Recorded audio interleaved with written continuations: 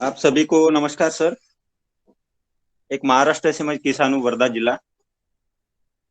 हमारी जो शुरुआत हुई नेचुरल फार्मिंग में एक बजाज फाउंडेशन के अंतर्गत। और उसके बाद में हमने जो बजाज फाउंडेशन है उनके माध्यम से नेचुरल फार्मिंग का पूरी जानकारी और ट्रेनिंग लिया, किस तरह से करना है। उसके बाद में हमें लगा कि नेचुरल फार्मिंग सबसे बेस्ट है, सामने जाके उसका फायदा भी है परिवार के लिए, किसान के लिए और अपनी धरती माता के लिए। इसके वजह से हमने जी श्रीवास जी पालेकर है, नेचुरल फार्मिंग के प्रणेता, जिनका ये तंत्र है, उनसे प्रशिक्षण भी लिया 1-2 साल तक। कुछ यानी शिवार फेरिया भी की, जो जो किसान कर रहे थे उनका अनुभव कैसा है, क्या है, उनको कैसी फसल मिल रही है, लागत कितनी है, ये सब जानने के बाद हमने फिर शुरुआत की। हमारा जो 14 एकड़ क्षेत्र था, 1 एकड़ से स्टार्ट किया और उसको कन्वर्ट करने के लिए 3 साल लगे हमें। और 3 साल के बाद हमने पूरी तरह से जितना भी 14 एकड़ क्षेत्र है हमारा, हमने चालू किया। धीरे धीरे हमारे यहाँ पे जो एनजीओ है उनके माध्यम से और कुछ किसान जो हमारे यहाँ पे आते थे, कृषि डिपार्टमेंट हो गया, एनजीओ, उनके माध्यम से वो देख के जाते थे, कुछ उनको नया लगता था। और जो खर्चा है वो खर्चा भी बच रहा था। ना खाद लेनी है, ना बीज लेना है, यानी बाहर से कुछ भी लेना नहीं है। उस टाइम में जैसे एक जीरो बजट नेचुरल फार्मिंग करके नाम था, अभी ZBNF है, SPNF नाम है। तो ये करने का एक महत्व ऐसा था कि जैसे जीरो बजट क्या है, जो भी हम फसल लगाते हैं, जैसे कपास है, गेहूं है, चना है, यानी जो भी फसल होती है, जैसे गन्ना है, उसके जो अंदर जो फसल लेती है, जैसे मिश्र पीक बोलते हैं उसको, या अंतर्वर्तीय फसल बोलते हैं, वो फसल अगर उसके अंदर लगाई, वो 2 महीने की है, 1 महीने की है, 4 महीने की है, तो उससे जो फसल निकलने वाली है, तो जो भी यानी लागत लगने वाली है, तो लागत उनसे निकल जाती थी। और जो मेन फसल रहती थी, वो मेन फसल से जो मुनाफा था वो किसानों को मिलता था। दूसरी बात यहाँ पे कैसा कि जो बीज लाते हैं अभी किसान जो केमिकल फार्मिंग कर रहे हैं, तो उसमें मार्केट से बीज लाना पड़ता था, खाद लाना पड़ता था। यहाँ पे ना बीज लाने की जरूरत है ना खाद, क्योंकि नेचुरल फार्मिंग में सही में अगर किसान करता है, तो नेचुरल फार्मिंग अगर देशी बीज कर रहा है तो भी उसको उसको अच्छी फसल मिलेगी या अच्छा उत्पाद मिलेगा। उससे जो रोग है, कीट है आने वाले, वो कम आते हैं। इस तरह से हमने जबकि चालू किया, तो उस टाइम में एक सबसे महत्वपूर्ण बात थी मार्केटिंग। जो भी अनाज उगा रहे हैं परिवार के लिए तो है, लेकिन जो बचा है वो कहाँ पे बेचे। क्योंकि किसानों को लगता था क्योंकि नेचुरल फार्मिंग कर रहे हैं तो फसल तो कम निकल रही है, भले खर्चा बच रहा है लेकिन उसका थोड़ा मुनाफा अच्छा मिले। इस तरह से हमारा एक विलेज है वर्धा जिला के अंतर्गत, वागेड़ा करके। यहाँ से जैसे हमारा नागपुर सिटी है पास में, हमने नागपुर सिटी में से एक प्रयत्न चालू किया कि शहर में बड़े बड़े मॉल होते हैं, बड़ी बड़ी कॉलोनियां होती है, तो वहां पे जाके या धान्य महोत्सव में जाके किसान अगर अपना माल बेचता है, जो भी माल वो उगाता है उसकी प्रोसेसिंग करता है, अगर वो कस्टमर को बेचता है तो उसकी वैल्यू क्या है। जैसे अपन दाल बेच रहे हैं या गेहूं बेच रहे हैं, जैसे मार्केट में मिलने वाला गेहूं है या मार्केट में मिलने वाली दाल है, और किसान जबकि खुद बनाता है, तो उसमें और इसमें क्या अंतर है और परिवार के लिए उसके क्या लाभदायक फायदे है। अगर कस्टमर को ये बातें उन्होंने समझा दिए, तो एक बार कस्टमर कैसा है कि सर्टिफिकेट नहीं मांगेगा, जो वो चीजें खाएगा तो वो उसके ऊपर डिपेंड करेगा कि उनको उसमें डिफरेंस क्या लगा। जैसे केमिकल का जो खाता है मार्केट रेगुलर में, और ये जो आज एक किसान के पास से खा लिया, तो उसमें क्या फर्क आता था कस्टमर खुद ही बताएगा, उसको सर्टिफिकेट की जरूरत नहीं गिरी। उसके बाद में हमारे धान्य महोत्सव के अंतर्गत, बजाज फाउंडेशन के अंतर्गत, हमारे जो गट है बचत गट, उनके अंतर्गत हमने क्लस्टर बना के छोटे छोटे, जैसे नागपुर कॉलोनी है, सिटी है, मॉल है, तो कुछ जो कस्टमर है पर्सनली उनको ज्वाइन किया, एक ग्रुप बनाया। और उनके माध्यम से जो भी किसानों की हमारे पास लिस्ट थी, स्टार्ट में 35 किसान हमारे साथ जुड़े थे। 35 किसानों का जो भी माल निकलता था, जैसे गेहूं है तो गेहूं को हम क्लीनिंग करते थे, उसके बाद में जो तुअर निकलती थी उसके हम दाल बनाते थे, वो भी अपने देशी यानी तौर पे, यानी मशीनरी लगा के या कुछ ऐसा नहीं। जैसे अभी जो मार्केट में दाल मिलती है तो पूरी पॉलिश की मिलती है, लेकिन किसान के यहाँ पे जो दाल बनती है तो वो अनपॉलिश बनते है, उसका प्रोसेसिंग रहता है, उसको 8 दिन लगते। तो उस तरीके से हर एक चीज बारीकी से अच्छे उसकी पैकिंग। उसके बाद में हमारा 3 साल के बाद में सर्टिफिकेशन हो गया। फिर हमारी कंपनी की बैगिंग हो गई। बैगिंग के बाद उसका एक ब्रांडिंग बन गया वर्धा ऑर्गेनिक के नाम से, और कस्टमर हमसे जुड़ने लगे। जबकि कस्टमर जुड़ने लगे तो डिमांड भी बढ़ने लगी। तो फिर हमारे जो भी यानी गट थे या एनजीओ के अंतर्गत जितने भी हमारे किसान थे तालुका के, तो हमने उनको ज्वाइन किया, क्लस्टर तैयार किया वागेड़ा एफपीओ के नाम से। कि आज हमारे 517 यानी सभासद है। तो 517 सभासद में अगर एक हमारे 12 गांव का क्लस्टर है और एक गांव में कम से कम 15 किसान, 20 किसान, 30 किसान, इस तरह से हमारे 300 350 किसान जुड़ गए। हमने कुछ चीजें ऐसी बनाई कि जिनकी यानी सबसे ज्यादा डिमांड होती है और वही वो टाइम पर नहीं मिलता। जैसे गेहूं हो गया, चावल हो गए, दाल हो गई, जो अनाज यानी भरता है कस्टमर। तो हमने उन पर फोकस किया। और ये बढ़ाना किस तरह से, जैसे अभी नए किसान है उनके पास तो देसी बीज नहीं है। फिर हमारे क्लस्टर के अंतर्गत, कंपनी के अंतर्गत हमने एक योजना बनाई कि जो भी किसान नेचुरल फार्मिंग करने के लिए इच्छुक है, जो करना चाहता है, तो उनके लिए हमने 10 kg यानी गेहूं का बीज दिया। उसके लिए चने का 5 किलो बीज दिया। जैसे अलसी है, अलसी का 5 किलो बीज दिया। यानी जो किसान जो जो चीजें लगाना चाहता है अपने खेत में, उस तरह से हमने बीज का एक योजना बना के उनको किसान को दिया। उसका जो डेमो स्टेशन है, जीवामृत है, दशपर्णी है, बीजामृत है, वो किस तरह से करना है, क्या करना है, तो हमारी एक टीम बना के, एनजीओ की टीम बना के हमने साथ में काम किया। और उनकी जो फसल निकली, तो हमारे वर्धा एफपीओ के अंतर्गत उनका पैकिंग करके, जैसे हमारे 2 अभी नागपुर में आउटलेट है, एक रामनगर में, एक मनीष नगर में, जो हमसे यानी वो कस्टमर जुड़ गए।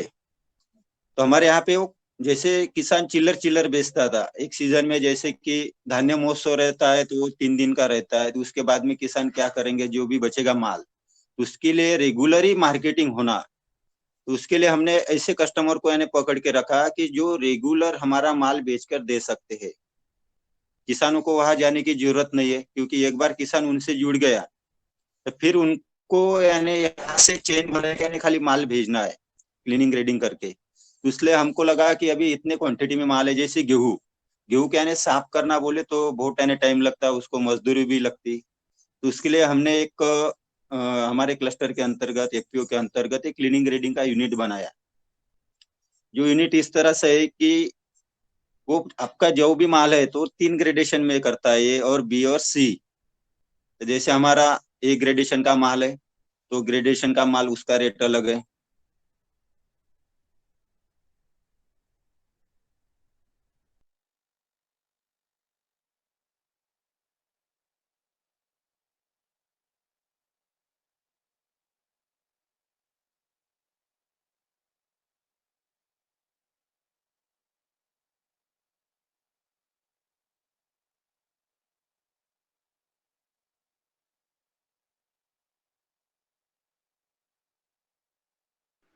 जी, आवाज नहीं आ रही थी।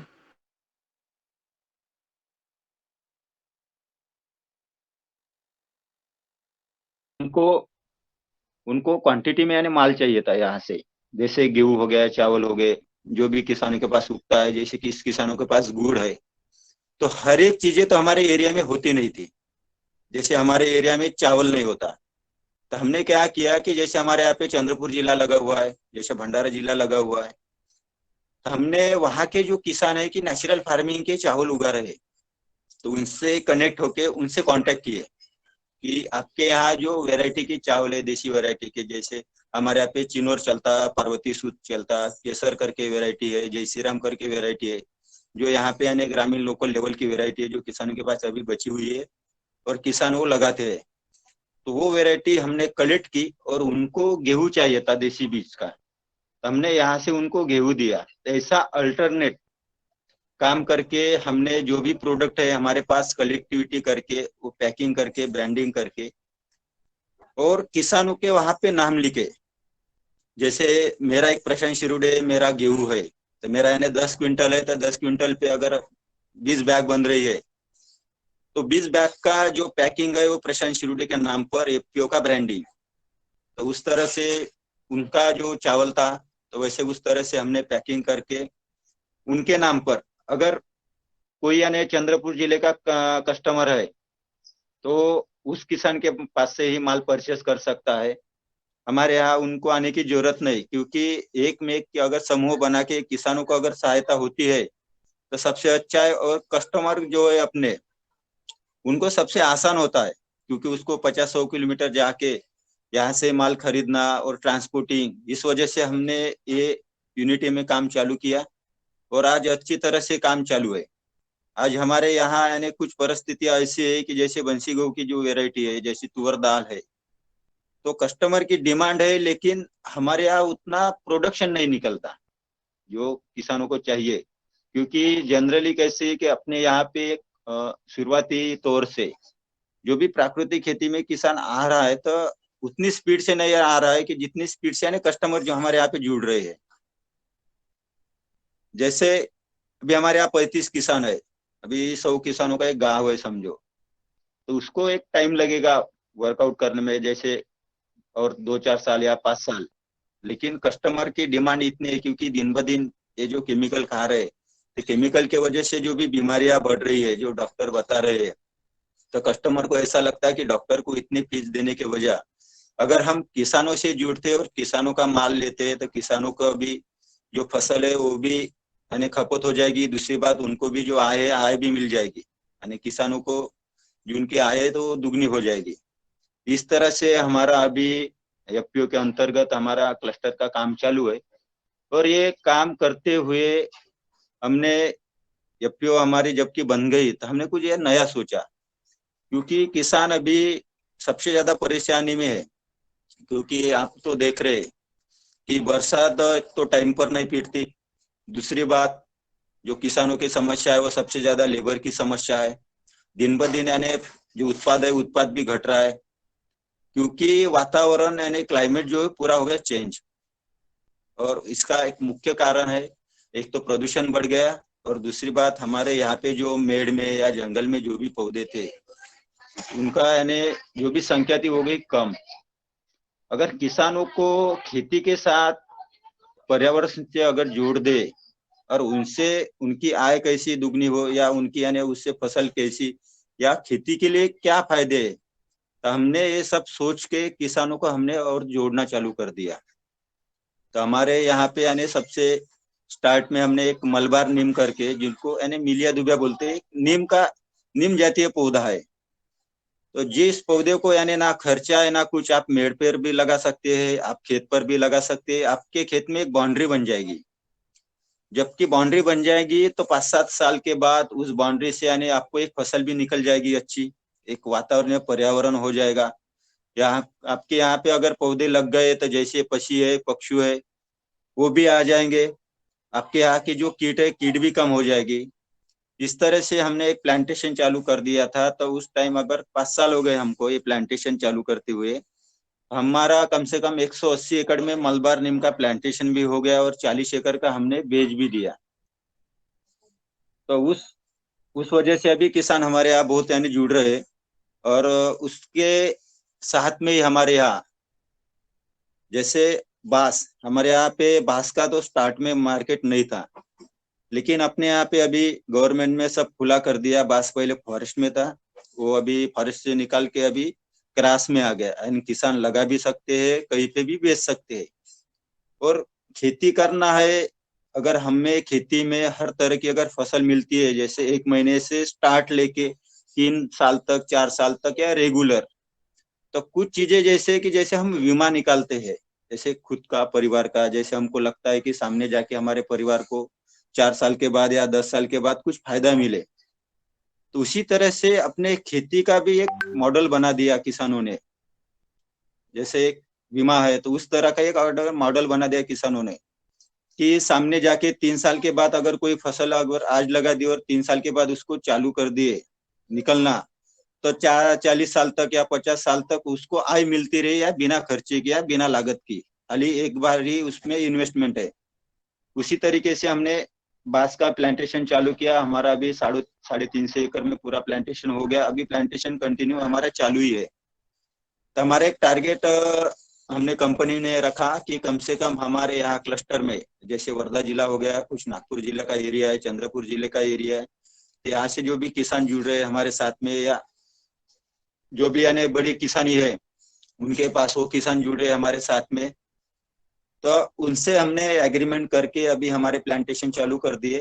तो कम से कम 5 साल में हमारी एक हमने ये सोचा है कि 5 साल में हमारा कम से कम 5,000 एकड़ का एक क्षेत्र बन जाए। अभी जैसे हमारा 350 एकड़ का अभी क्षेत्र बन गया, तो 350 एकड़ में हमने अभी वैरायटी के सिलेक्शन कर दिए, क्योंकि जनरली किसानों को जैसे लगता है कि बांस यानी एक ही वैरायटी है, लेकिन बांस की हमारे यहाँ पे कम से कम 140 वैरायटी, और 140 वैरायटी में से विदर्भ या महाराष्ट्र में खाली 5 या 6 वैरायटी ऐसी है कि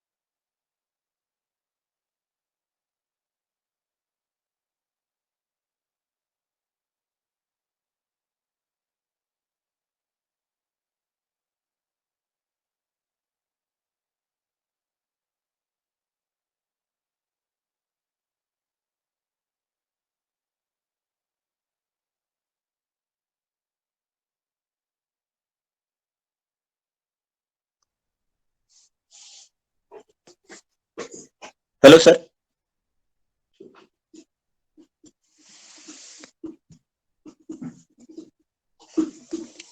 हाँ बोलिए बोलिए, आवाज आ रही थोड़ी जी, बोलिए। हो सर, थोड़ा एक इमरजेंसी कॉल था सॉरी। तो इस तरह से हमारा अभी काम चालू हो गया। आज भी हमारा प्लांटेशन चालू है। और जबकि हमने स्टार्ट किया था तो उस टाइम ये सोचा था कि किसान जो है, तो किसान उस टाइम में तो हमारा कुछ ना मार्केट था उनका, ना मार्केट की उनकी लिंकेज थी जबकि प्लांटेशन चालू किया था। तो हमने कुछ कंपनियां ऐसी यानी पकड़ती, हमारे यहाँ पे जैसे बल्ला शाह पेपर मिल है, तो बल्ला शाह पेपर मिल से हमने टाइप किया था। दूसरे यहाँ पे हमारे एक ऑस्ट्रेलिया की विटारा कंपनी जो यवतमाल जिले में अभी उनका काम चालू है, तो इथेनॉल बना रही है। तो 3-3.5 हजार टन के हिसाब से हमने उस टाइम एग्रीमेंट किया था। जबकि हमारा प्लांटेशन अभी बढ़ गया, तो हमारे एफपीओ के जो भी यानी सभासद है, जो डायरेक्टर लोग है, तो हमने उनसे यानी सबसे यानी जानकारी लेके एक मीटिंग ली। और हमने ये सोचा कि हमारी इतनी बड़ी अभी एफपीओ बन गई है, क्यों ना हम लोगों को यानी माल बेचे। उसके वजह हम स्व यानी खुद प्रोसेसिंग करके उसकी वैल्यू एडिशन बढ़ा के जो भी यानी कंपनियां उनको बेचे। हमने फिर जानकारियां लेनी चालू कर दी। तो हमारे यहाँ पे आने वाला जो युग है या फ्यूचर है सामने जाके, तो वो पे सबसे ज्यादा जाके अटकेगा ईंधन पे। ना आज यानी पेट्रोल सस्ता है, ना डीजल सस्ता है। और सबसे मेन बात है, जैसे हमारे यहाँ इलेक्ट्रिसिटी चल रही है या बढ़िया बढ़िया कंपनी चल रही है, तो उस कंपनी में सबसे ज्यादा लगता है, एक तो पैलेट्स लगता है, दूसरी बात ब्रिकेट्स लगती। और एक जो ब्रिकेट्स है, तो ये बायो वेस्ट जो किसानों का निकलता है, जैसे कपास, गेहूं, गन्ने का है, या चने का है, या सोयाबीन का, उससे भी बना सकते हैं। दूसरी बात, जो भी सॉ डस्ट बनता है, जो बढ़िया बढ़िया सॉ मिल है, उनसे भी बनता है। और सबसे ज्यादा मेन बात है, जो बांस का जो पैलेट्स या ब्रिकेट्स बनती है, उसमें जो परीक्षण किया गया है अभी तक, जो चारकोल की कैपेसिटी है 4,000 किलो कैलोरी की, तो उतनी ही बांस की किलो कैलोरी की क्षमता है जितनी चारकोल की है, जो अपने यहाँ पे चारकोल मिलता है खनिज से। तो हमने सोचा कि क्यों ना हम पैलेट्स बनाए, क्योंकि हमारा उतना अभी प्लांटेशन नहीं हुआ, तो कम से कम पैलेट्स में अगर उसका एक प्रोसेसिंग चालू कर दिया, तो हमने एक यूनिट की प्लानिंग बना दी। हमारे यहाँ जो कृषि डिपार्टमेंट है एफपीओ के अंतर्गत, वो हमसे कनेक्ट है, क्योंकि हमारा आत्मा अंतर्गत एक रजिस्ट्रेशन था, तो सब एफपीओ उन्होंने, नाबार्ड है, उन्होंने कनेक्ट कर ली। तो हमने फिर प्रोजेक्ट बनाया, हमारा प्रोजेक्ट बना पूरा वो 80 लाख का। तो हमारे एफपीओ के पास तो उतने पैसे नहीं थे, तो फिर हमने सोचा कि क्यों ना हम पार्टनर बना ले, जैसे कोलैबोरेट करते हैं।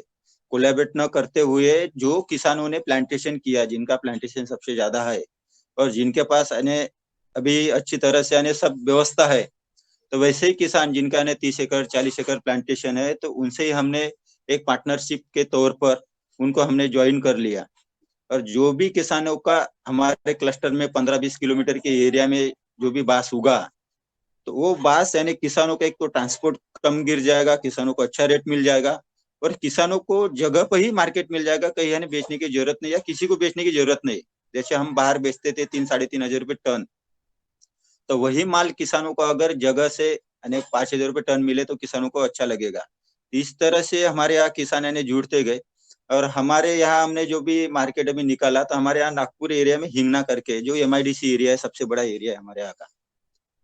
तो यहाँ की जो रिक्वायरमेंट है, सादा एक हल्दीराम है, एक हल्दीराम की जो कंपनी आपने नाम सुनी होगी, हल्दीराम में एक साल में 4 हजार टन पैलेट्स लगते हैं, जो आज उनकी रिक्वायरमेंट है पूरी तरह से पूरी नहीं हो रही है।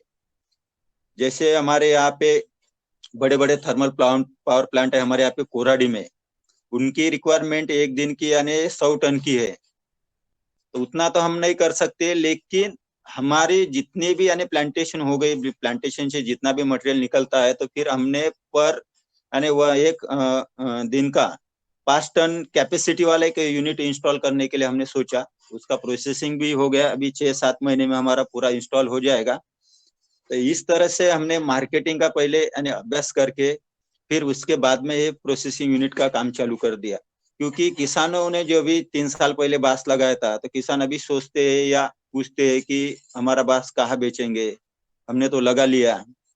अगर किसानों को ये सब चीजें यानी मिलती रही और उसकी जानकारी जो है या उनका जो महत्व अगर उनको यानी पूरी तरह से यानी समझा कर दिया, तो किसान की जो आय है वो ऑटोमेटिकली दुगनी हो जाएगी। और दूसरी बात, अगर कोई भी यानी काम करना है, तो काम है क्लस्टर में अगर किसान करेंगे तो सबसे बेस्ट रहता है। क्योंकि अकेला किसान तो कहीं पे यानी एक तो वो फसल निकाल सकता है, बेच नहीं सकता, दूसरी बात बेच सकता है तो किसानी नहीं कर सकता। तो इस तरह से अगर आप काम करते रहे क्लस्टर के माध्यम से, तो किसान आपसे जुड़ते जाएंगे। और दूसरी बात कि आप जो खेती कर रहे हैं, जैसे परंपरागत खेती बोलते हैं, तो हर एक किसान के पास 2 एकड़ 5 एकड़ 10 एकड़ खेती रहती है। तो उसमें से कुछ यानी मॉडल ऐसे बनाए कि जो अपने अनाज लगता है, अनाज के लिए एक एरिया, जैसे दलहन है, दलहन के लिए एक एरिया बना ले, जैसे अपना तेल वर्गीय है, तेल वर्गीय के लिए एक एरिया बना ले।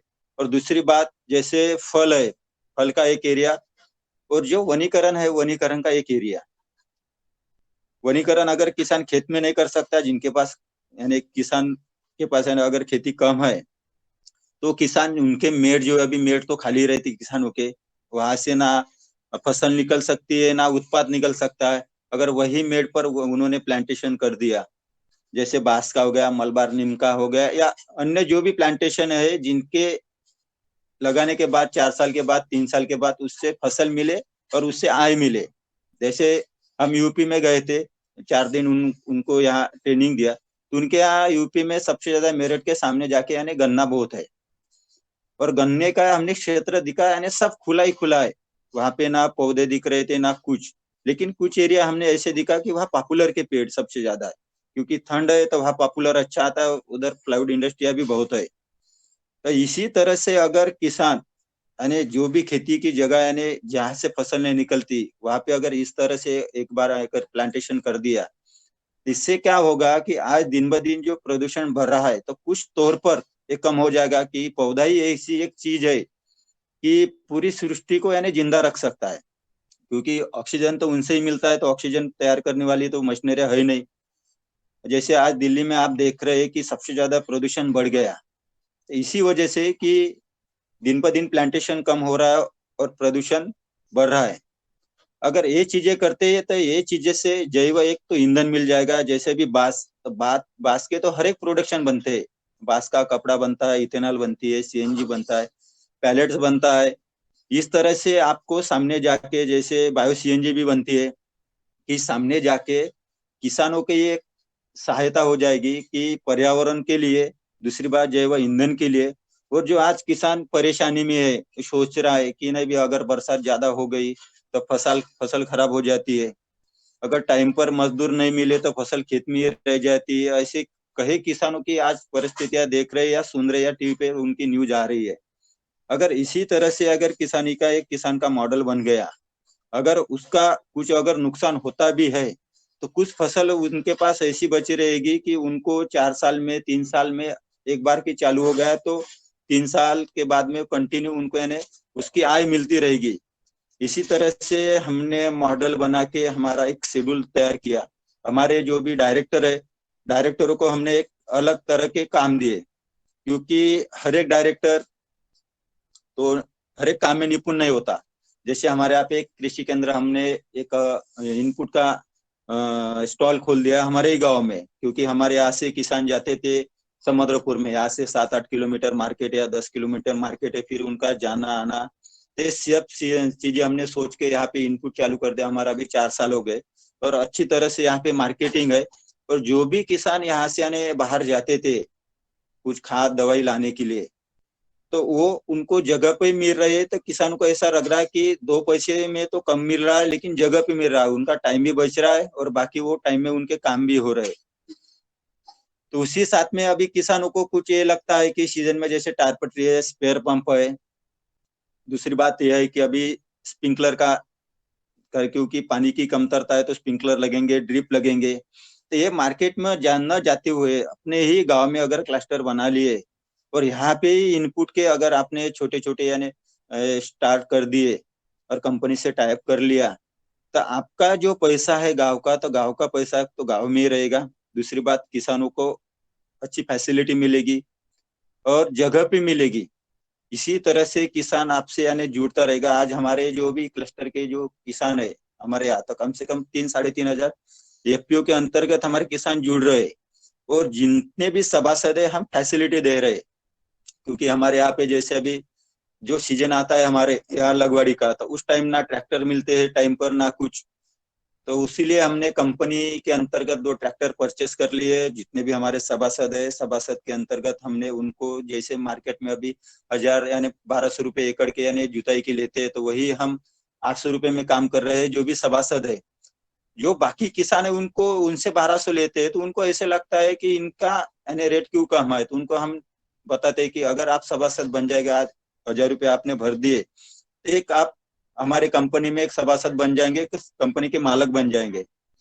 इसी तरह से हमारे यहाँ अभी किसान भी जुड़ रहे हैं। और जो बाहर के कुछ कस्टमर है, तो जिनके यानी रेगुलर हमारे यहाँ खरीदारी चालू है, तो उनको भी हमने सभासद बना लिया कि नहीं, आप तो ऐसे हमारे कस्टमर है, लेकिन आप हमारे अगर सभासद बन जाओगे तो आप भी एक कंपनी के शेयर होल्डर बन जाओगे, तो आपको भी इसका मुनाफा मिलेगा। क्योंकि जो भी आपकी अभी आप कंपनी चालू कर दिया आपने या आपने क्लस्टर बना लिया, तो क्लस्टर का जो भी मुनाफा चालू होता है, तो उस मुनाफे से जो 10% है वो सभासद को देना पड़ता है। ये अगर फैसिलिटी हमारे क्लस्टर के माध्यम से अगर सभासद को मिलती है, तो सभासद अच्छी तरह से जुड़ते रहेंगे। और आपकी जो खेती आप चालू है अभी किसानों की, अगर उसे उसमें अगर इस तरह से अगर मॉडल बना लिए, तो ये खेती में क्या होगा कि एक अलग तरह का मॉडल बन जाएगा। और किसानों की एक प्रेरणा, क्योंकि किसानों को नया कुछ मिल रहा है सीखने को, नई फसल कुछ देखने को मिल रही है, तो किसान दिन ब दिन ऑटोमेटिकली, क्योंकि आज किसानों को क्या चाहिए, आज हर एक जगह की बात है, जहाँ चमत्कार है वहां नमस्कार है। किसानों को पहले वो करके बेच के वो सब दिखाना पड़ता है, तभी जाके किसान तैयार होता है, एकदम से किसान तैयार नहीं होता। जैसे हमारे यहाँ पे नेचुरल फार्मिंग ने हमने खुद किया, क्लस्टर बनाए, छोटे छोटे किसान को जोड़ दिया, उसका मार्केटिंग कर लिया। उसके बाद में कस्टमर हमने पकड़ के रखे, कस्टमर बनाए। और उस तरह से आज यानी धीरे धीरे किसान हमारे साथ में जुड़ रहे हैं। उसी तरह से हमारे जो प्लांटेशन में अभी हमने काम चालू कर दिया, तो प्लांटेशन के साथ में अगर हमने छोटा जो प्रोडक्शन है हमारा एक पैलेट्स का, हमने अगर इसका प्रोसेसिंग का यूनिट चालू कर दिया, उसकी अगर मार्केटिंग चालू कर दी, तो उससे निकलने वाली जो आय है या किसानों को जो अभी लगा है प्लांटेशन, तो अगर माल बेचेंगे तो उनको लगेगा नहीं यार जगह पे ही मार्केट है, किसानों को उसको आय अच्छी मिल रही है, तो ऑटोमेटिकली किसान तैयार हो जाते। तो इसी तरह से अगर किसान जुड़ते हैं हमारे साथ और काम करते हैं, तो किसानों को जो खेती में आज समस्या आ रही है ना, वो समस्या आएगी। खुशी खुशी से किसान जो आज नाराज हो गए, या जो नई पीढ़ी है, तो नई पीढ़ी तो किसान की जो नई पीढ़ी है तो किसानी की तरफ नहीं बढ़ रही है, वो कहीं बाहरी यानी अपना काम ढूंढ रही है। तो वो जो पीढ़ी है तो वो यहाँ पे आ जाएगी। तो हमने उसी तरह से काम किया कि जो भी किसान है, तो मार्केट में हमने जो भी लड़के अभी पढ़ रहे हैं या जिनका अभी एजुकेशन हो चुका है, तो उनको हमने मार्केट में खड़ा कर दिया।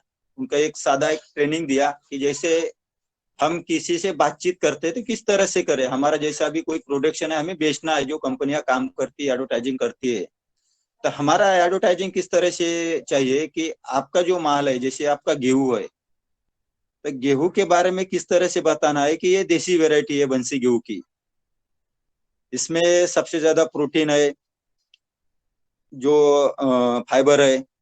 इसके जो फायदे अगर वो कस्टमर को बताएंगे, उसके लाभ बताएंगे, खाने से क्या होता है, जैसे मधुमेह मधुमेह कम हो जाएगा आपका, उससे आपका जो फैट है फैट कम हो जाएगा। दूसरी बात ये, अगर आप रोटी बनाते सवेरे बनाएंगे तो शाम तक वो रोटी वैसे की वैसी रहेंगी। ये चीजें अगर मार्केट में केमिकल का लेते हैं, लेकिन सस्ता मिलता है, लेकिन वो सस्ता मिलेगा, लेकिन क्या होता है कि उससे आपके यानी शरीर पर उसका क्या परिणाम है, उसके आने क्या नुकसान है। अगर ये दो चीजें यानी कस्टमर को आपने बता दिए, तो कस्टमर ऑटोमेटिकली तैयार हो जाएगा। जबकि आपने एक सैंपल उनको दिया थोड़ा, वो घर जाके बनाएंगे, उसका देखेंगे कि केमिकल में और इसमें क्या फर्क है। ये सब चीजें अगर कस्टमर जान लेगा, तो इसी तरह से हमारा एक यूनिटी में काम चालू है। उसके साथ में हमने जो हमारे किसानों के कुछ लड़के हैं उनको भी जोड़ दिया। हमारा जो भी क्लीनिंग रीडिंग का काम है, उसमें भी हमने किसानों के ही लड़के जोड़ दिए। जो पैलेट्स का हमारा यूनिट अभी चालू होगा, उसमें हम किसानों के ही लड़के जोड़ेंगे। इसी से क्या होगा, तो एक तो किसानी बनी रहेगी, और दूसरी बात जो यंग जनरेशन है, तो उसमें खेती में या किसानी में वो एक्टिव हो जाएगी। इसी तरह से अगर यानी मॉडल का काम या क्लस्टर बना के अगर काम किसानों ने चालू कर दिया, तो किसी ही भी किसान को ना परेशानी होगी ना कुछ होगा, आराम से काम चालू होगा। इस तरह से हमारा एक क्या बोलते हैं प्रयास चालू है। और आज तक हमने जो काम किए, आप सभी को जो हमारा अनुभव हमने शेयर कर दिया। दुबे सर जी, हेलो। हाँ हाँ, बोलिए बोलिए। सर जी हमने जो बताए। जी ओम। जी जी। नर्मदा हाँ से रमेश हाँ, मेहरा। मैं शिरोडी जी, अभी हमारे हाँ। जो भी साथीगण हैं वो आपसे कुछ हम्म। सवाल जवाब करेंगे, तो आप हाँ। बने रहे। ठीक है, धन्यवाद। जी ओम। रमेश मेहरा, नर्मदापुरम, मध्य प्रदेश से। सर, जो आपने मालाबार नीम लगाई है, हाँ। और मान लो जैसे हम यहाँ लगाएं, तो इसका हम्म। विपणन कैसे होगा, और एक नीम के पेड़ से कितना मिलता है? हम्म। मध्य प्रदेश में जैसे आपके यहाँ, अगर पहले कैसा है कि जो भी करना है तो उसका पहले मार्केटिंग करना सबसे महत्वपूर्ण है। जैसे हमने यहाँ स्टार्ट में एक चालू किया था, हम प्लांटेशन कर रहे, लेकिन उसका मार्केट पहले हमने ढूंढ लिया था हमारे यहाँ पे कहाँ कहाँ पे है। तो उस टाइम में सबसे ज्यादा इसका मार्केट था कर्नाटक और गुजरात में। जी। हाँ, कर्नाटक और गुजरात में बहुत बड़ी यानी प्लाईवुड इंडस्ट्रिया है। आपके मध्य प्रदेश में भी होगी, उसकी जानकारी निकाल दो। और मलबार नीम एक ऐसी चीज है, एक नीम वर्गीय पौधा है। वो कहीं पे भी और किसी भी वातावरण में आता है, लेकिन वो कहाँ पे लगाना एक बताता हूँ कि जहाँ पानी यानी खेती में जमा होता है, जो जमीन पानी पकड़ के रखती है, तो वहां पे वो नहीं लगाना है। अच्छा। जैसे आपका हाँ मेड़ की जगह है, या जो खेती है रेतीली जगह है, या मुरमिली जगह है, पत्थर वाली जगह है, तो वो जगह में वो सबसे ज्यादा यानी पनपता है, क्योंकि उसको पानी की जरूरत नहीं ज्यादा, वो बिना पानी के ही बनता है। और दूसरी बात, ये पौधा लगाने के बाद 7-8 साल में पूरा यानी तैयार हो जाता है। 7-8 साल में, वो 4 साल में भी बेच सकते हैं आप, कंपनी 4 साल का भी पौधा लेती है, लेकिन 4 साल में आपको उतना फायदा नहीं मिलेगा, क्योंकि प्लाईवुड इंडस्ट्री के लिए जो भी लकड़ी लगती है तो उसमें एक कलर चढ़ता है कॉपी कलर का, तो उसका वो लेयर बनाती है। जो प्लाईवुड जी आपने देखा होगा, तो प्लाईवुड का जो ऊपर का लेयर है वो लेयर बनता है उससे, प्लाईवुड इंडस्ट्री का। जी तो अगर 7-8 साल का पौधा है तो एक पौधा कम से कम मिनिमम 750 kg से 1 टन का बनता है। जी और उसका जो रेट है और उसका जो वेट है, तो गीली लकड़ी का ही वेट होता है। जैसे आपका हार्वेस्टिंग कर लिया उसी टाइम आपका यानी काटा हो जाएगा, जो भी धर्म काटा है वहां पे आपके एरिया में आसपास में, वहीं पे काटा हो जाएगा, वहीं पे पट्टी बन जाती उसकी। यानी जी आज लकड़ी काट काट लिए, फिर 10 दिन के बाद गिनेंगे, ये चीजें नहीं रहती। जबकि हाँ तब, क्योंकि उनको भी उनका लेयर निकलना है, तो गीली लकड़ी का ही लेयर निकलता है। जी अगर आपने मानो 100 पौधे लगा दिए और एक पौधा 1 टन का बन गया, अच्छी क्वालिटी का, आराम से बन जाता हो 1 टन का पौधा। आज का मार्केट रेट है उसका 5 से 6 हजार रुपये प्रति टन का रेट है, हमारे यहाँ पे जो रेट चल रहा है उसका। तो एक मिनिमम पौधा, एक जैव ईंधन यानी जलाऊ लकड़ी का भी पकड़ लिया आपने 4 हजार रुपये, तो आपके यानी 100 पौधे के कितने बन जाएंगे। जी हाँ, तो उसी तरह से इसका कैलकुलेशन निकाल के आपने अगर मेड़ पर भी लगा दिए तो मेड़ उसको, पर यदि इसको लगाया तो कितनी दूरी पर लगाते हैं? हाँ, तो मेड़ पर लगाना है आप तो 5 फीट या 7 फीट पे लगा सकते हैं, पास में ही, क्योंकि हर तरह से उसको यानी रोशनी मिलती रहेगी।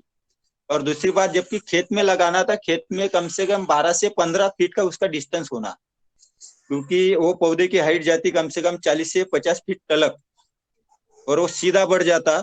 और उसके अंदर आप फसल ले सकते हैं 3 साल तलक। 3 साल के बाद उसमें छाव बन जाती है। छाव बनने के बाद जबकि धूप का समय आता है, धूप का लात, उस टाइम में वो शेड नेट का काम करता है। जैसे सब्जी वर्गीय फसल हो गई, टमाटर हो गया, मिर्च हो गया, जो भी 2-4 महीने में फसल निकल सकती है, तो फसल उसके अंदर आप ले सकते हैं। जी सर, जैसे आपने बांस का बताया, हाँ हमारे मध्य प्रदेश में जहां हम रहते हैं नर्मदापुरम में 3 फसल पूरी आती है, हाँ हाँ, धान गेहूं और मूंग। बराबर। और इसलिए किसान जो है पानी बहुत पर्याप्त मात्रा में है, तो इस ओर नहीं बढ़ रहा है। नहीं नहीं, तो कैसे, बांस जी बांस ऐसी चीज है, बांस एक घास है, जी और पूरी जगत में घास आता है। जी अपना भारत रहे या अन्य देश रहे, हर जगह पे बांस आता है। बांस यानी कौन से भी मिट्टी में आता है, कहीं पे भी आता है। लेकिन जहाँ पे यानी पानी ज्यादा जमा है, बांस को क्या है स्टार्ट में, जबकि उसकी जड़ बना ली है, उसके राइजोम बन गए अगर 1 साल में, तो जी वो वहां पे यानी पानी भी जमा हो गई या बाढ़ का भी पानी आ गया तो उसको कुछ नहीं होता। जी लेकिन जब क्या पहले साल लगा रहे थे, एक छोटा पौधा है वो, जी उसको एक्टिव होने में लगता टाइम, आप जबकि बरसात के टाइम में लगाएंगे तो उसको लगाने का सही टाइम है बरसात खत्म होने के बाद, जहाँ पे पानी जमा होता है वहां पे। जी बरसात का जैसे पानी खत्म होता है, जैसे अक्टूबर महीना, उस टाइम आप लगाओ, अगले जून महीने तक वो पूरी तरह से बन जाएगा। और जहाँ पे पानी नहीं जमा होता तो जून महीने से स्टार्ट कर लो। और दूसरी जी बात, आपको बांस की और जानकारी लेनी है तो आपके यहाँ मध्य प्रदेश में बड़वानी है, जी है। तो वहां पे एक किसान है, बलराम किसान करके, जी का यूट्यूब पे बहुत बड़ा काम चालू है। तो बांस का उनका प्लांटेशन का काम है। दूसरी बात, क्लस्टर का भी काम है। और तीसरी बात, उनका यूनिट का भी काम है। यानी जिस क्षेत्र में अगर बांस का प्लांटेशन ज्यादा हो गया, 400 300 500 एकड़ में, तो वहां पे ही यानी जगह पे वो यानी खुद प्रोसेसिंग यूनिट डाल डाल के दे रहे हैं किसानों को, जी यानी कहा कहीं पे भी बेचने का काम नहीं है। जी जी हाँ, अगर आपने जानकारी ले लिया, आपके पास अगर थोड़ी फार खेती ज्यादा होंगी, तो इस तरह से आप प्लांटेशन करके आपकी जो फसल है, फसल के साथ में ये भी आप एक पर्यावरणीय फसल ले सकते हैं। जी जी सबसे बेस्ट मार्केट है, कहीं पे बेचने की जरूरत नहीं। आज सादा एक उदाहरण पकड़े, आज किसानों को भी बांस बहुत जगह लगता, कहीं पे जी शेड बनाना है, किसी के पास यानी फल वर्गीय फसल है उसको आधार देना है, जैसे टमाटर जो लगाते हैं हम, टमाटर को सपोर्ट के लिए बांस चाहिए, तो किसानों को जी मिलते नहीं तो बाहर से मार्केट से लाते हैं। जी अगर आपने थोड़े पर लगा दिए तो उसको ही यानी छाट के एक बंडल बना के अगर बेच दिए, तो कहीं पे यानी जाने की जरूरत नहीं, आपके थोड़े पैमाने पर है तो, अगर ज्यादा मात्रा में है कि इस तरह से यानी जो भी लोग काम कर रहे हैं तो उनसे अगर आप जुड़ रहे तो आपको अच्छा मार्केट मिल जाएगा। जी जी जी जी। ओम सर। ओम सर। ओम भैया। ओ नमस्ते जी। ओम। ओम ओम। मेरी आवाज आ रही क्या आपको? ओ आ रहे आ रहे आ रहे। नर्मदे हर। हाँ भैया, मैं ये पूछ रहा था, मैं थोड़ा लेट ज्वाइन किया हूँ कि वो आपने बताया था एक प्लांट जो है मेड़ पे लगाते हैं जिसको 10 साल बाद एक 2-4 साल बाद एक फसल भी मिलती है। मैं नाम सुन नहीं पाया था, वो क्या है? अभी थोड़ी देर क्या पहले बोले सर? आपने बतलाया था कि कुछ प्लांट। हाँ मलबार नीम, मलबार नीम। मलगानी? मलबार नीम। ये समझ नहीं आया। एक अच्छा, वो मलबार कैसा नीम, प्लांट होता है जैसे थोड़ा? आपका नीम, हाँ नीम का पौधा है उसी प्रजाति का एक पौधा है मलबार नीम करके। जैसे पॉपुलर अच्छा, का पौधा मलाबार नीम है। बढ़ता है, हाँ मलबार नीम हाँ जैसे हाँ पॉपुलर हाँ का पौधा बढ़ता है उसी तरह से ये बढ़ता है। हाँ, समझ गया था। हाँ। किंतु तो नहीं था ना? आपकी आवाज थोड़ी कट रही है। आपने बताया था कुछ दिन बाद उसका आपने बताया था कि फल भी उसका कुछ काम आता है, कुछ 8-10 साल बाद फल लगता है। नहीं नहीं, फल का तो मैंने बताया नहीं। उसका उसको बीज आते हैं, जैसे नीम को बीज आते हैं उसी तरह उसके बीज आते हैं, लेकिन वो बीज हाँ यानी सीड के तौर पर यूज करते हैं। अगर आपको सामने जाके उसकी नर्सरी बनाना है तो उस टाइम में वो काम में आते हैं, क्योंकि हमारे यहाँ पे आज तलक हमारा जैसे भी 6-7 का साल का प्लांटेशन है, आज तलक उसको सीडना है, उसको सीड कम से कम 15 साल के बाद आते हैं, तो 7 साल में तो उसकी हार्वेस्टिंग भी हो जाती है। हाँ, यही बोला। हाँ हाँ, आपने यही बोला। मैं एक्चुअली ज्यादा परेशान हूँ, पैदल चल रहा हूँ तो मेरी आवाज कट रही है सबको। नर्मदे हर। हो, अगर आप थोड़े रुक जाते तो अच्छा रहता, अगर अगर सही में आपको कुछ पूछना है तो। हाँ, बस पूछ लिया ना मैंने, यही यही थोड़ा जानकारी चाहिए था मुझे। ठीक है, धन्यवाद। अब ये रुक तो नहीं सकते ना, साथ के लोग सब पैदल चल रहे हैं, ओके ओके। इसलिए रुकना तो संभव नहीं है। ठीक है। बस चलते जी शिरोडी तो। साहब। जी धन्यवाद शिरोडी साहब आदरणीय। नमस्ते। जी आदरणीय ओमकार नाथ जी नमस्कार। को आमंत्रित करता हूँ, इसके बाद मैं आपको आमंत्रित करता हूँ। आदरणीय ओमकार नाथ जी आए और हेलो। अपना सवाल रखें। जी जी नमस्कार प्रशांत भैया जी। नमस्ते मैं सर। ओंकार नाथ पलामू झारखंड से हूँ। और आप जो बांस के प्रोसेसिंग के बारे में बता रहे थे, हम्म, प्लेट्स बनाने की आया और जो भी प्रोसेसिंग, हम्म। उसका हमको बताइए कि उसका क्या खर्च पड़ेगा। और मेरे लिए झारखंड में जैसे कि मार्केट का हम लग रहा कि यहाँ पर कोई सा प्लांट्स नहीं है, नहीं बैठा हुआ है इथेनॉल या और जो भी सीएनजी वगैरह है। तो थोड़ा सा हमको बताएं कि हम बांस की खेती करते हैं। अभी मेरे यहाँ बहुत सारा बांस का पौधा लगा हुआ है, हमारे क्षेत्र में बांस पाया जाता है। तो क्या हम छोटे स्तर पर और क्या प्लांट्स लगा सकते हैं प्रोसेसिंग यूनिट में? जी सर एक बार बताया, थोड़ा एक आवाज एक तो आ नहीं रही थी। बांस के बारे में आपने बताया। जी जी, हेलो। मैं प्रोसेसिंग, जी आप बता रहे थे कि प्लेट्स बनता है बांस का और भी क्या क्या हाँ बनता है, तो कम हाँ। लागत में हम क्या बना सकते हैं झारखंड में, ये जानना चाह रहे हैं। जैसे आप बांस का कम लागत में बना सकते हैं चारकोल। बांस का अच्छी तरह से जी यानी जी जी चारकोल भी बनता है, जी और आज चारकोल की भी बहुत डिमांड है। अपने जी यूट्यूब पे यानी कई वीडियो देखे होंगे कि जैसे जी। बनते हैं। अगर आपका छोटा यानी प्रोसेसिंग यूनिट बनाना है तो तो चारकोल के बनाने के लिए यूनिट का क्या उसका कॉस्टिंग पड़ेगा? उसका कुछ नहीं, 1-1.5 लाख में बन जाता उसका चारकोल का। जी। उसका कॉस्टिंग और ज्यादा क्या नहीं, एक प्लेट्स से बता डेढ़ रहे थे, लाख क्या चीज होता है प्लेट्स, उसका क्या होता पैलेट्स। है? जी जी जैसे अपना थर्मल पावर प्लांट है, जी जो यानी विद्युत तैयार करने वाली कंपनियां है, वहां पे जी जलने के लिए अभी या चारकोल जाते हैं, जी जैसे अपना कोयला। जी जी तो गवर्नमेंट ने ये कर दिया कि कोयला को यानी 10% कम करके उसमें ऐड कर दिया अपना ये पैलेट्स और ब्रिकेट्स। जी जी हाँ, जिनसे यानी जितने यानी क्या बोलते हैं, कोयले में क्षमता है जलने की 4000 किलो कैलोरी, तो उतनी जी ही क्षमता पैलेट्स में है बांस के या ब्रिकेट्स में है बांस के। दूसरी जी बात, उससे जो निकलने वाला है धुआं है वो धुआं नहीं निकलता, जी ये जी पर्यावरण पूरक है। दूसरी बात, जी जितने भी सीमेंट फैक्ट्री है अभी, तो सीमेंट फैक्ट्रियों को ये कर दिया कि कम से कम आप 30% पैलेट्स या ब्रिकेट्स यूज करें। जी जी इसका मार्केट बहुत बड़ा है। आप अगर जी सोचते होंगे, अगर आपने छोटे पैमाने पर भी चालू कर दिया। दूसरी बात, अभी आपने एक छोटे यूनिट की बात की, तो जो चारकोल है, अगर एक्टिवेटेड चारकोल बना लिए, एक्टिवेटेड चारकोल का थोड़ा एक प्रोसेसिंग यूनिट महंगा जाता, लेकिन जैसे अभी आप चारकोल बेच रहे मार्केट में, तो एक 15 से 20 रुपए केजी तक चारकोल बेचते हैं बांस का। जी अगर जी उसी को एक्टिवेट करके अगर बांस का आगे चारकोल बेचेंगे, तो वही चारकोल 150-200 रुपए केजी जाता है। जी जितने जी जी ही प्यूरीफायर कंपनियां है जो पानी फिल्टर करती है, वहां जी के जी अंदर जी में जो यूज करती है, तो वो एक्टिवेटेड चारकोल यूज करती है। जी जी अगर कुछ आपका छोटा क्लस्टर बनता है, किसान जुटते हैं, तो आप सही में चालू कर सकते हैं। जी जी जी जी जी जी जी जी बहुत बहुत धन्यवाद धन्यवाद। ओमकार नाथ, अब मैं आदरणीय बसंत जी को आमंत्रित करता हूँ। बसंत जी आए और अपना सवाल करें। शिरोडी साहब नमस्कार। नमस्कार नमस्कार। ओळखता का? जी सर, विषय असा होता माझा, मराठीमध्ये बोलू की हिंदीमध्ये बोलू?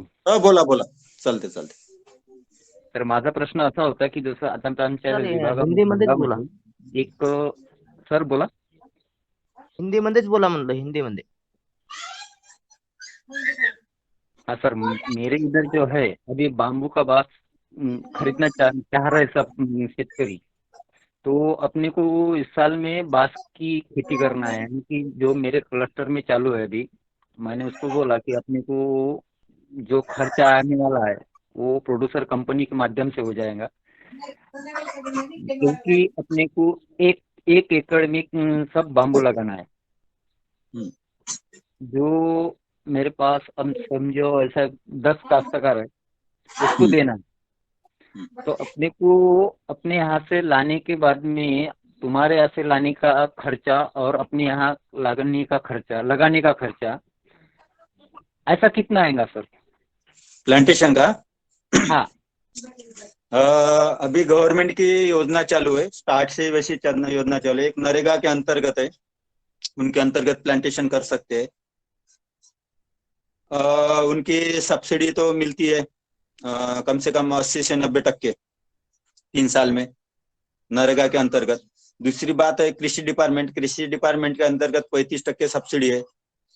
और जो फॉरेस्ट का एक डिपार्टमेंट है अपने यहाँ नागपुर में, बाम्बू डेवलपमेंट बोर्ड महाराष्ट्र के लिए, उनके यहाँ पे अभी 2 योजनाएं चालू है, एक तो बाम्बू मिशन है और दूसरी बात अटल बाम्बू योजना है। अभी उनमें से जो भी चालू है उनकी जानकारी आपको मिल जाएगी। अटल बाम्बू में क्या रहता है कि जैसे 35 रुपए का पौधा गिर रहा है किसानों को, तो वो पौधा खाली 6 रुपए में दे रहे हैं डेवलपमेंट बोर्ड। उसका एक लिंक है, या आप खुद वहां पे नागपुर में जाके काटो रोड पे आपके जो भी 7/12 है, आधार कार्ड है, बैंक पासबुक है, वो डॉक्यूमेंट्स वहां पे अगर आप जाके देंगे, तो आपका एक वहां पे कंफर्म हो जाएगा कि आप बांस लगा रहे। फिर जैसे ही बरसात आती है, उस टाइम पौधे आते हैं, तो आपका कांटेक्ट नंबर रहता है उनके पास, उस टाइम में आपको कांटेक्ट करके आपको 1 एकड़ के लिए 220 पौधे दे रहे हो, 6 रुपए प्रति हिसाब के।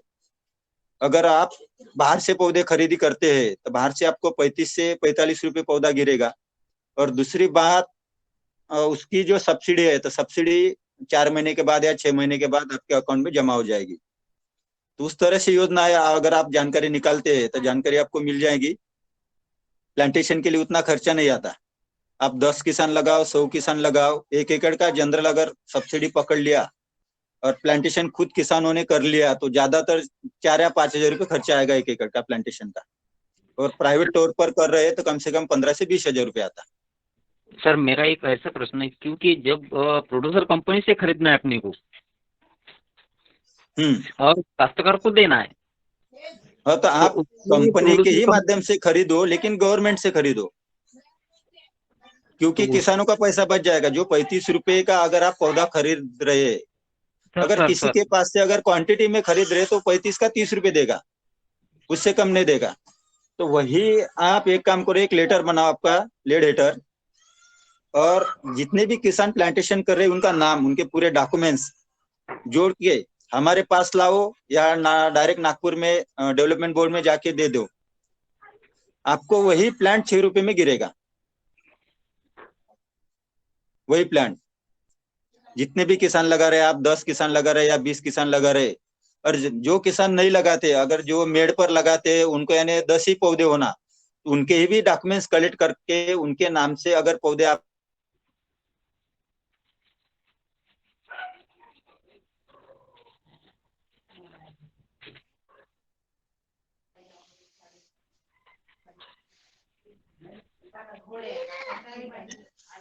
जी सर, मेरा प्रश्न ऐसा है कि जब अपन प्रोड्यूसर कंपनी के माध्यम से दे रहे हैं, तो प्रोड्यूसर कंपनी की जो डॉक्यूमेंट्स देना है कि शेतकरी के डॉक्यूमेंट्स देना नहीं है, ये नहीं, किसानों का डॉक्यूमेंट्स देना है।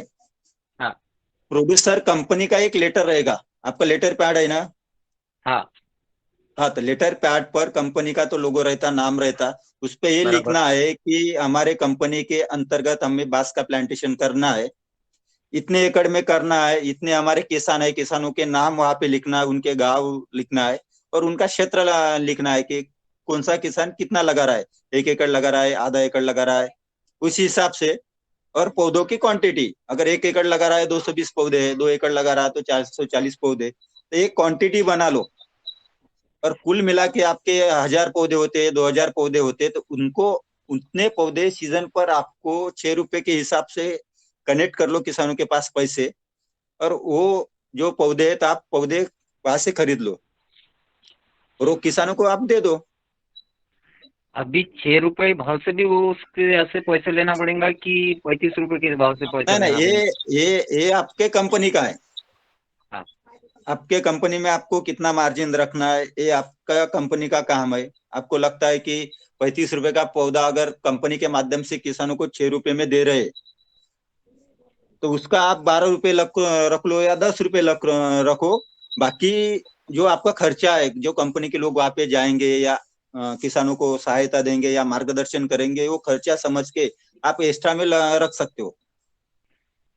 ये तो बराबर है, लेकिन जो उसको बेनिफिट मिलेगा अभी 6 रुपए से, वो उसके खाते में अगर पैसा मिलने वाला है नहीं नहीं, खाते तो में उसके पैसा खाते नहीं, में जाके किसानों को पैसा भरना पड़ता है, तब जाके वो पौधे मिलते हैं। नहीं, ये बराबर है, लेकिन वो जो अभी सब्सिडी आएंगी उसकी गवर्नमेंट की, नहीं नहीं, वो सब्सिडी नहीं, यही सब्सिडी। और दूसरी सब्सिडी कैसी है, किसान अगर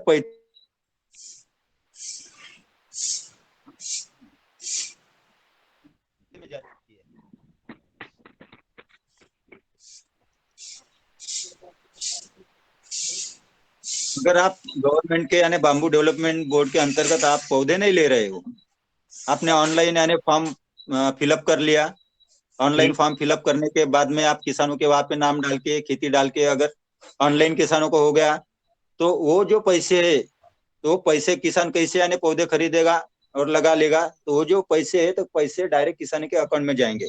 अगर मैंने जो बताया इस तरह से आप आने काम करोगे, कंपनी का एक लेटर है, उस तरह से अगर आप काम करते हो, तो डायरेक्टली आपको पेमेंट वहां पे भरना पड़ता, तो वो 6 रुपए के हिसाब से आपको पौधे वहां से मिलेंगे। किसानों से आप 15 रुपए कलेक्ट कर ले, जो भी आपको करना है आपके तौर पर, तो आप कलेक्ट कर सकते हो। जी नहीं तो सबके डॉक्यूमेंट सबमिट कर लो।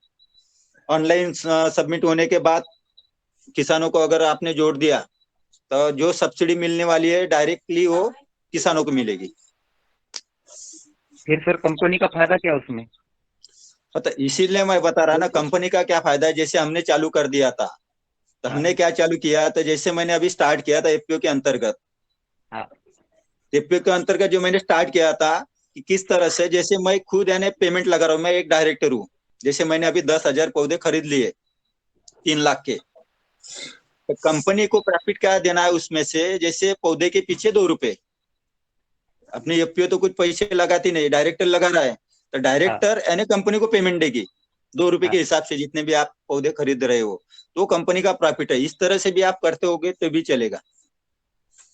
जी, ओके। और कितने बाय कितने पे लगाना है उसको? लगाने और का एक तरीका अलग अलग है उसका, यानी 12x6 पर है, 12x12 पर है, 18x18 पर है। मेड पे भी लगा सकते हैं, 8x8 पर, 10x10 पर। हर एक अलग अलग वेरायटी है उसमें। जैसे अभी कटांग करके जो कांटे वाली वेरायटी, जिनके पास पानी नहीं या पड़ी क्षेत्र है, नदी नाली का क्षेत्र है, वहां पे लगा सकते हैं। जिनको यानी अगरबत्ती इंडस्ट्री को देना है, वो टुल्डा करके वेरायटी आती। जिसको बायोमास पैलेट्स या ईंधन के लिए देना है, जैसे सीएनजी को देना है, पेपर बल्लारशाह मिल को देना है, तो उसके लिए एक भीमा करके वेरायटी आती है, बाम्बूसा बाल्कोआ। तो हर एक वेरायटी अलग अलग आती है। जैसे प्लाईवुड इंडस्ट्री के लिए जाती है वो एस्पर करके वेरायटी आती है, डेंड्राकुलस है, ब्रांडिस है। तो आपका यानी एम क्या है, यानी किसको आपको बेचना है, तो सब सोच के यानी वेरायटी सिलेक्शन कर लो तो अच्छा रहेगा। अच्छा, इसमें तो कुछ अपने को जानकारी जी नहीं है प्रशांत सर। भैया जी नमस्कार। जी हाँ जी भैया जी नमस्कार। Hello hello. Hello.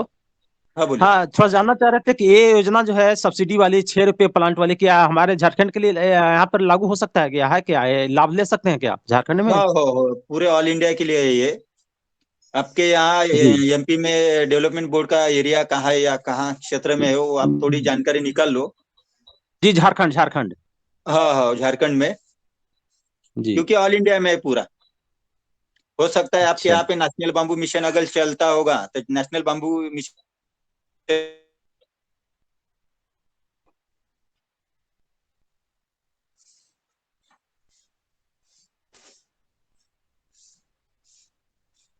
Atal ji bamboo आवाज योजना आपका आप अगर लेते होंगे, अटल बाम्बू योजना के अंतर्गत ₹35 के प्लांट के हिसाब से मिलते हैं, तो उसके यानी ₹6 किसानों को एक देने पड़ते हैं, बाकी उनको सब्सिडी मिलती है। अच्छा, अटल अटल बम्बू ये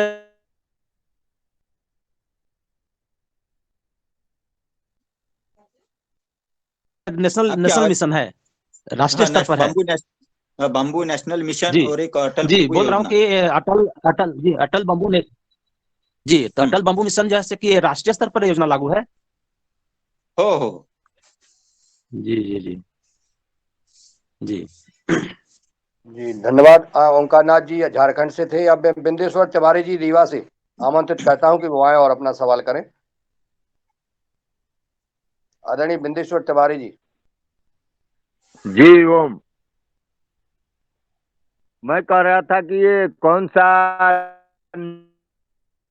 जनरल एक बांस लगा होता है, पहले से बाप दादा का है। मैंने हर गांव में 5 एकड़ में होगा बांस। तो उसका क्या कोई कंपनी है जो प्लांट लगा सकती है उसको, यदि हम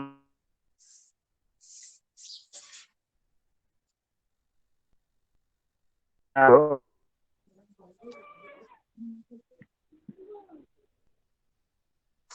सर आपकी एक द्वारा आवाज सर। आवाज कटी कटी है। तो आपने क्या पूछा, ये ध्यान में नहीं आया पूरी तरह से। आप मैं अपने सवाल रिपीट करें। हमारे हाँ, रिपीट करें। हमारे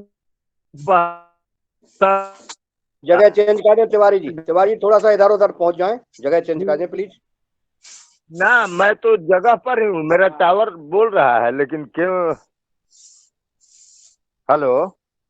बोलिए बोलिए जा रहा है सर। हेलो। बोलिए। हाँ बोलिए। सर मैं ये बोल रहा था कि हम लोगों के तरफ हर गांव में मैं बिहार का भोजपुर डिस्ट्रिक्ट से बोल रहा हूँ, बहुत हम्म सारा बांस होता है। हम्म। अ, तो उसके लिए क्या कोई ऐसी कंपनी है जो उसको आश्वासन दिया जाए कि इतने बांस हैं, या फिगर दिखाया जाए? तो क्या वो कोई कंपनी कुछ लगा सकती है क्या? कोई है ऐसा? वैसे हर एक किसानों के पास आपके यहाँ पे बांस है, लेकिन एक किसान के पास कितने बांस है, एक कितने पौधे किसान लगे के हुए हैं? पास कम कम से कम एक एक किसान के पास 1,000 बांस होगा सर। ना 1000 बांस है कि उतने पौधे लगे हुए हैं? पौधे पौधे लगे हुए हैं। मैंने एक एक। वो सब तैयार है सर, बाप दादा का बहुत पुराना पुराना है उसमें बांस। हम्म। तो यहाँ कोई लेता नहीं है, बस शादी विवाह के कार्य में लागू होता है। घर तो आजकल बनता नहीं है क्योंकि सब छत है, तो वो ऐसे बेकार पड़े हुए हैं, इसलिए कह रहा था। हर गांव में 2-4 एकड़ 5 एकड़ का पौधा मिलेगा, बहुत है भी। तो एक काम करो, आप जी सब किसानों की जो जितने भी आपकी जानकारी है, तो एक जी। क्वांटिटी निकाल लो कि किसानों के पास कितना बास है करके। अच्छा। हाँ, जी जी अगर सही में आपके पास बास है, बास को आज के तौर पर ये है कि बास को यानी क्वालिटी की जरूरत नहीं है।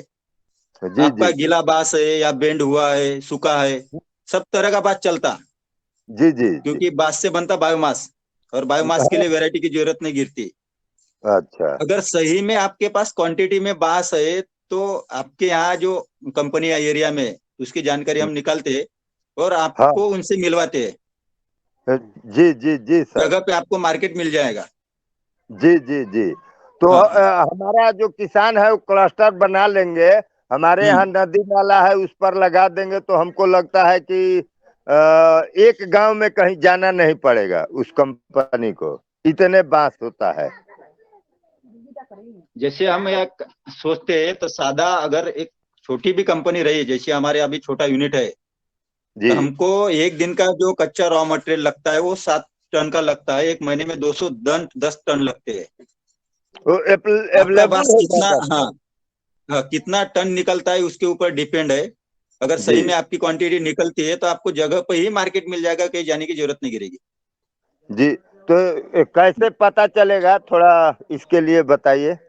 तो इसलिए जो भी किसानों के नाम है और किसानों के पास कितने बास है, जी इसकी क्वांटिटी और किसानों के नाम, जी ये आप कलेक्ट कर लो, एक क्लस्टर बनाओ, और जी जी। क्लस्टर के माध्यम से ही आप बेचो। अच्छा। उसके जो भी बायर है, बायर आपसे डायरेक्ट कांटेक्ट करेंगे। ठीक। हाँ, यानी जो भी मुनाफा है डायरेक्ट आपको मिल जाएगा। जी जी जी। धन्यवाद। आदरणीय बिंदेश्वर तिवारी जी, आप डॉक्टर किशोर दुबे जी से संपर्क कर सकते हैं। आदरणीय अच्छा अच्छा। से संवाद करते रहे, आपकी समस्या का समाधान हो जाएगा, अपन को मार्केट मिल जाएगा। जी जी हमें ध्यान करना है कि हमें डॉक्टर किशोर दुबे जी से संपर्क करना है, जिन्होंने जी। आज हमें चीफ गेस्ट महोदय को जो है क्लास में अच्छा अच्छा, उपस्थित किया है। ठीक ठीक है सर। ठीक है ना। तो ये जी अपने योगाहार कार्यक्रम के सदस्य हैं, और चूंकि हाँ योगाहार हाँ, वो तो कार्यक्रम के विजय में सर है हमको ही। जी, चलिए। और आगे किसी भाई का कोई सवाल हो सर तो धन्यवाद सर। जी जी, चलिए। और किसी का कोई सवाल हो तो सादर आमंत्रित है। मैं फाइनल कमेंट के लिए आदरणीय पतंजलि योगपीठ के से आदरणीय पवन कुमार जी को सादर आमंत्रित करता हूं कि वो आए और हम सबको संबोधन करने का कष्ट करें। जी नमस्कार, धन्यवाद।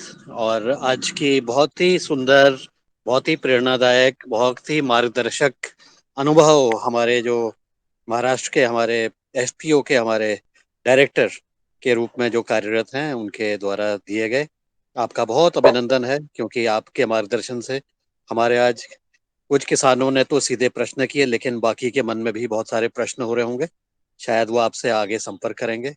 और आपने अपने जीवंत रूप से जो आपने अनुभव बताया कि कैसे आपने बच्चों को एंगेज कर लिया, कैसे आपने सरकारी विभागों के साथ काम किया, कैसे आपने अलग अलग संस्थाओं जो कि खरीदारी करते हैं उनके साथ संपर्क किया। बहुत ही सुंदर रूप से आपने सारे प्रयासों को समन्वित करने का जो काम किया है, बहुत ही सुंदर है, प्रेरणादायक है। और हम आशा करते हैं कि इसी प्रकार से जो आप कार्य योजना बना रहे हैं, एफपीओ बना रहे हैं, कंपनी बना रहे हैं, इसमें निरंतरता आए, इसमें स्टेबिलिटी आए, नंबर एक। और इसके साथ ही जो आपके क्षेत्र में रहने वाले जितने भी लोग हैं उससे आपको और भी लाभ मिले। और इस तरह से हर एक जो भी वहां पर उपलब्ध संसाधन हैं उसका उपयोग करते हुए, जैसे आज आपने बिहार के विदेश्वर तिवारी जी को मार्गदर्शन किया कि योजना कैसे बनानी है, कि प्लानिंग कैसे करनी, ऐसा नहीं कि संसाधन है तो उसको हम बेच सकते हैं। वो संसाधन की मापन करना पड़ेगा, उसकी क्वांटिफाई करना पड़ेगा, उसकी संख्या देखनी पड़ेगी, तब जाकर के आपकी इंडस्ट्री या जो भी खरीदार है वो इंटरेस्टेड होगा। अगर मात्रा बहुत कम है तो शायद उसका इंटरेस्ट नहीं है, लेकिन अगर मात्रा ज्यादा है और हम उसको दावे के साथ कह सकते हैं कि हमारे पास इतना टन माल है, तो इतना लेकर के अपनी अपनी क्षमता के अनुसार लोग उसमें उसका लाभ ले सकते हैं। तो हम आशा करते हैं कि डॉक्टर दुबे से कि आपने इस तरह से आपको एक और केस स्टडी का एक माध्यम मिल गया है। इस केस स्टडी को भी आप डॉक्यूमेंट करेंगे। इनकी बात आगे जो ये सब जो बातें हैं ये सभी के लिए प्रेरणा का स्रोत है कि एक एफपीओ को कैसे चलाया जा सकता है। एफपीओ को सफलतापूर्वक चलाने के लिए हमें कितने पापड़ बेलने पड़ते हैं, कितनी मेहनत करनी पड़ती है, कितने तरीके से सोचना पड़ता है, ये सब आपने जीवंत रूप से आपने अनुभव किया है। ये आपके बातों से बिल्कुल स्पष्ट है, क्योंकि अगर आपका अनुभव नहीं होता तो आप ये इतनी बात कह ही नहीं पाते। तो ये निश्चित रूप से सभी लोगों के लिए समझने की बात है कि हम कोई भी काम करते हैं उसके शुरुआत से लेके जड़ तक के अंत तक के उसके सारी चीजों को सोचना है और सबको साथ लेकर के चलना है। सबके भागीदारी सबकी सुनिश्चित करनी है, सबसे पैसा भी लेना है, पैसा भी उठाना है। फ्री में जितना भी सरकारी योजनाएं हैं उसका लाभ लेना है। तो ये सरकारी योजनाओं का भी लाभ के बारे में आज आपने बता दिया, तो इससे भी निश्चित रूप से हमारे जितने भी किसान हैं उनको अपने विभाग और जो डिपार्टमेंट है, संस्थाएं हैं, उनसे जाकर के उनसे संपर्क स्थापित करके योजनाओं का के बारे में निरंतर जानकारी लेते रहनी पड़ती है, पढ़ने की जरूरत है, क्योंकि योजनाएं चेंज हो जाती हैं, कई बार नई योजनाएं आती हैं। तो जब तक कि हम संपर्क में नहीं रहेंगे तब तक कि हम उसके बारे में अनभिज्ञ रहेंगे। तो ऐसा करते हुए हमें साथ मिलकर के काम करना है, सरकार के साथ हमें साथ मिलना है, उनकी योजनाओं का लाभ लेना है, किसी भी और संस्था रही है उसका भी लाभ लेना है, और सबको साथ मिलकर के अपने ग्रामवासियों को साथ मिलकर के इस देश को आगे बढ़ाना है, इस धरती माता को सुरक्षा करनी है, इसकी मिट्टी, पानी, जल, ये सब चीजों का हमने वहां पर सुरक्षा करते हुए कार्य करना है। इस योगाहार मंच में भी हमने इसी तरह की बातों की बार बार चर्चा की है। तो मैं एक बार पुनः आपको धन्यवाद देता हूँ और आशा करता हूँ आप इस मंच के माध्यम से जुड़ेंगे और अपने साथ के जो हमारे किसान आपके साथ जुड़े हैं, एफपीओ के साथ सदस्य हैं, उसमें से भी जो अच्छे लोग हैं उनको भी आप जोड़ने का प्रयास करिए, क्योंकि हम चर्चा के माध्यम से एक दूसरे की समस्याओं का समाधान कर सकते हैं। ये बिल्कुल इस कोरोना काल के बाद बिल्कुल स्पष्ट हो गया है। और अभी तो हमारे यहाँ से किसान और हमारे साथी नेपाल में भी जाकर के ट्रेनिंग होके आ गए, तो हमारे लिए तो पूरा विश्व खुला हुआ है। हम न केवल अपने देश के किसानों को बल्कि अपने पड़ोसी और अन्य जगह के किसान जो है उनको भी हम सहायता और उनको मदद और उनकी आवश्यकता के अनुसार उनकी क्षमता वृद्धि के लिए भी हम प्रतिबद्ध हैं। तो आपको मैं नमन करते हुए, धन्यवाद करते हुए अपनी वाणी को विराम देता हूँ। सभी को धन्यवाद, नमस्कार। धन्यवाद आदरणीय पवन कुमार जी। जी डॉक्टर साहब। धन्यवाद मुनिलाल जी। पवन सर को भी धन्यवाद। मैं विशेष रूप से कहना चाहता हूँ कि सर इनकी केस स्टडी अपन ने बना ली है और केस स्टडी के माध्यम से ही इनकी खोज हुई है। इनकी ऑलरेडी मैंने महाराष्ट्र से जो 30 केस स्टडीज भेजी उसमें इनकी है। और एक बात स्पेशली बोल दूं कि इन्होंने जब मेरी चर्चा हुई थी, इंटरव्यू हुआ था, तो उन्होंने बोला था कि भविष्य में पतंजलि के साथ काम करने की और पतंजलि के मार्गदर्शन में काम करने का उनका मानस है और भविष्य में भी ये जुड़े रहेंगे, ऐसी उन्होंने प्रार्थना की थी। और इसीलिए फिर मैं इस मंच पे मैंने उनको बुलाया था। धन्यवाद। धन्यवाद आदरणीय डॉक्टर साहब। हाँ जी।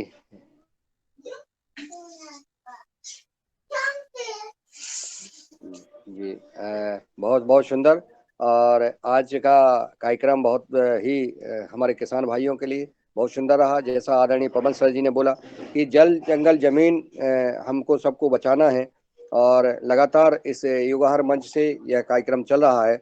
हमें सभी किसान भाइयों का मार्गदर्शन मिलता है, वैज्ञानिकों का मार्गदर्शन मिलता है, अनुभव आपस में शेयर होता है, चर्चा होती है और ये चलता रहे। और अब मैं इस कार्यक्रम को विराम की ओर ले जाने के लिए आदरणीय दिनेश जी सेमवाल जी को सादर आमंत्रित करता हूं कि वो आए और आभार के साथ, अपनी बात के साथ आभार ज्ञापित करने का कष्ट करें।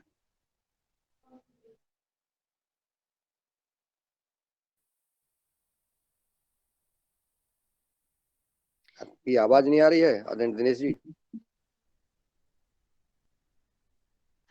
जी जी धन्यवाद। ओमकारनाथ जी आपका नंबर डॉक्टर किशोर दुबे जी से मिल जाएगा और ग्रुप में। जी आवाज दिनेश जी नीचे उतारे आप पहाड़ से, शरद जी को बुलाएं के पहाड़ों में।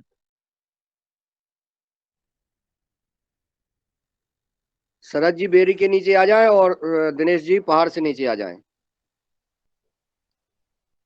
शायद नहीं आ पा रहे हैं तो मैं अब आदरणीय नीलकंठ सावले जी को आमंत्रित करता हूं कि आप आ जाएं बागान से बाहर और सबका आभार ज्ञापित करें। ओम धन्यवाद मुन्नीलाल भाई जी। आज के जो योग कक्षा हुई हमारे बहन रमा बहन जी ने बहुत अच्छी तरह से ली, और आज महाराष्ट्र से जो मुख्य अतिथि थे प्रशांत शिरोड़ी जी, उन्होंने भी आज का जो मिली डुबिया जो मलबार नीम इसके बारे में पूरा और एपीओ के बारे में पूरा जो चर्चा हुई और सबके अलग अलग राज्यों के प्रश्नों के उत्तरी हुई, उसमें भी बहुत समाधान मिल गया। और इसी प्रकार और भी बाकी कुछ मैं प्रशांत भाऊ से आग्रह करूंगा कि ये बहुगुणी वृक्ष है उसके बारे में भी एक दिन आपका उद्बोधन रहे, मार्गदर्शन रहे तो बहुत अच्छा रहेगा। तो आज समय 8:18 हो गए, तो मैं आज के इस कार्यक्रम की समापन के ओर लेता हूँ और सभी को धन्यवाद देता हूँ कि आज के मुख्य अतिथि प्रशांत भाऊ शिरोड़े महाराष्ट्र से, और आज के योग शिक्षिका बहन रमा जी, उन्होंने भी बहुत अच्छा तरह से अपना मार्गदर्शन योग के साथ किया। आज हमारे आदरणीय मुन्नीलाल भाई जी, आदरणीय बहन रंजना जी, आदरणीय बहन राजश्री कुशवाहा जी, आदरणीय भगवान दास कुशवाहा जी, आदरणीय भुवनेश्वर राय जी, आदरणीय बिंदेश्वर तिवारी जी, आदरणीय दिनेश सेमवाल जी, आदरणीय डॉक्टर किशोर दुबे जी, आदरणीय गजानन बाजड़ जी, आदरणीय कोमल पिशे जी, आदरणीय कृष्णा कुमार जी, आदरणीय कुलदीप उनियाल जी, आदरणीय ओंकारनाथ जी, आदरणीय रघुवीर रावत जी, आदरणीय शरद वर्मा जी, आदरणीय स्वप्निल पिशे जी, आदरणीय प्रशांत जी, आदरणीय उमाशंकर जी, आदरणीय डॉक्टर विनोद भट्ट सर जी, और आदरणीय योगा हर रिकॉर्ड से और जो लेफ्ट हो चुके उनके भी मैं धन्यवाद व्यक्त करता हूँ, उनके प्रति आभार व्यक्त करता हूँ। आज का दिन सबके लिए शुभ मंगल हो और इसी तरह हर सुबह मिलते हैं 5:30 बजे। तब तक के लिए ओम प्रणाम सभी को। आपका भी बहुत बहुत धन्यवाद, सबको शादीवाद, सबको प्रणाम। सुबह 5:30 बजे मिलते हैं और नए साथियों के साथ ये महत्वपूर्ण चर्चा में हम किसान भाइयों को अधिक से अधिक जोड़ें, सामाजिक कार्यकर्ताओं को जोड़ें, हम वैद्यों को जोड़ें, हम वैज्ञानिकों को जोड़ें, ऐसा प्रयास करें ताकि ये हमारा संदेश जैसा कि पूरे विश्व में फैले। देश के साथ ये सब लोग पुरुषार्थ का कार्य करें। सबको प्रणाम करता हूँ, पुरुषार्थ को नमन करता हूँ, सहभागिता और सहयोग के लिए प्रणाम करता हूँ। ओम। ओम सभी को नमस्कार। ओम सभी को नमस्कार।